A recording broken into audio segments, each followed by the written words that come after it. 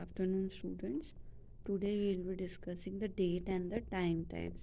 Last class में हमने discuss किया था what are the different data types. उसमें हमने डिस्कस किया था कि इंट, फ्लोट, कैरेक्टर्स क्या डेटा टाइप्स होते हैं. And today we will be discussing date and time types क्या क्या होते हैं. डेट एंड टाइम को अगर हमें यूज़ करना है एसक्यूएल के अंदर तो हम इन फंक्शंस का यूज़ करते हैं. इन हम बोल सकते हैं डेटा टाइप्स का यूज़ करते हैं. सबसे पहला डेटा टाइप जो हम डेट के लिए यूज़ करते हैं उसे डेट बोलते हैं, DATE. जब भी हम date format date data type को यूज़ करते हैं तो इस फॉर्मेट में डेट आती है सबसे पहले year, then month and then the day. Okay. और एक डेट टाइम डेटा टाइप होता है जो दोनों चीज़ों को स्टोर करवाता है या डिस्प्ले करवाता है. सबसे पहले डेट आएगी, देन उसके बाद टाइम आएगा. फिर टाइम स्टैम्प नाम का भी एक डेटा टाइप है. A time stamp between midnight and sometime इन. ठीक है, तो ये वैसे ही प्रिंट करवाएगा. सबसे पहले इसमें डेट आ जाएगी और ईयर भी आएगा साथ में. ओके. एट लास्ट अगर सिर्फ आपको टाइम डिस्प्ले करवाना है तो आप टाइप डेटा टाइप का यूज़ करते हैं. ओके. नेक्स्ट डेटा टाइप से हमारे स्ट्रिंग या फिर टेक्स्ट को अगर प्रिंट कराना है तो क्या कौन सी डेटा टाइप यूज़ करेंगे हम. कैरेक्टर डेटा टाइप होता है जिसकी लेंथ होती है 255 कैरेक्टर्स. इतना लंबा कैरेक्टर आप लिख सकते हैं 255 कैरेक्टर्स का. जब भी आपको कोई भी इतनी बड़ी वैल्यू लिखनी हो तो हम उसको कैरेक्टर टाइप कर लेंगे. देन उसके बाद हमारा वेयर केयर होता है. वेयर केयर वेरिएबल लेंथ होती है. ठीक है.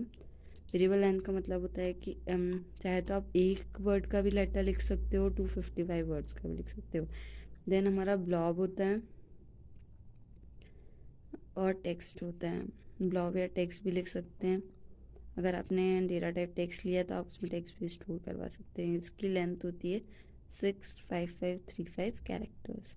तो this are the basic string और द टेक्स्ट टाइप. नाउ अब हम देखते हैं what is a basic difference between a character and the varchar data type.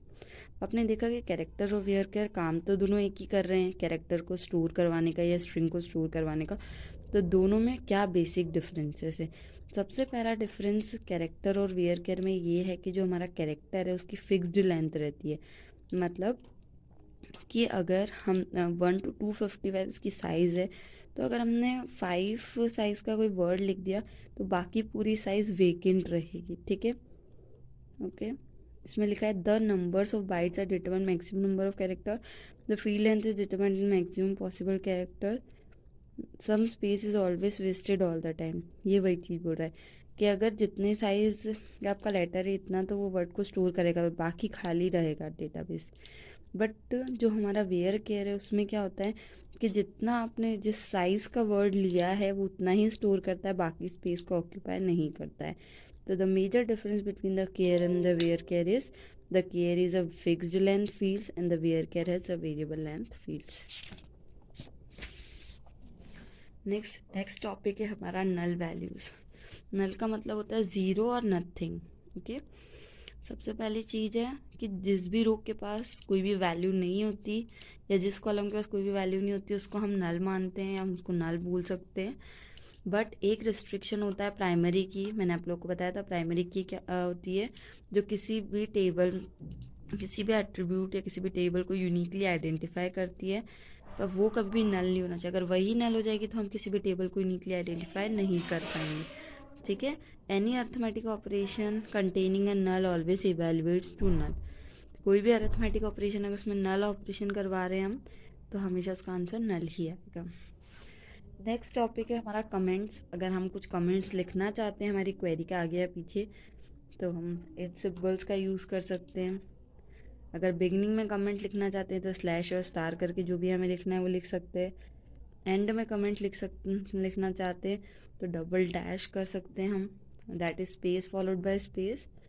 और अगर बिटवीन कमेंट लिखना चाहते हैं, अगर बिगिन कमेंट करना चाहते हैं तो हम इस वाले साइन का यूज़ करेंगे, that is new line symbol का. Okay student. यहाँ पे एक एसक्यूएल स्टेटमेंट दिया है. इसमें क्या कर रहे हैं हम सिलेक्ट करके ला रहे हैं employ that is greater than 300. कैसे कर सकते हैं हम. Select employ name, then salary, job, location, from, फिर टेबल का नाम, फिर डिपार्टमेंट, वेयर एम्प्लॉयड और डिपार्टमेंट. तो इस तरीके से हम किसी भी दो टेबल्स को ज्वाइन कर सकते. Okay, students. So we can here also discuss various types of keywords और commands भी use करते हैं हम database के अंदर. Where है, values हैं, so these are the keywords. तो इनको किसी को भी हम टेबल का नाम नहीं दे सकते. फ्रॉम है.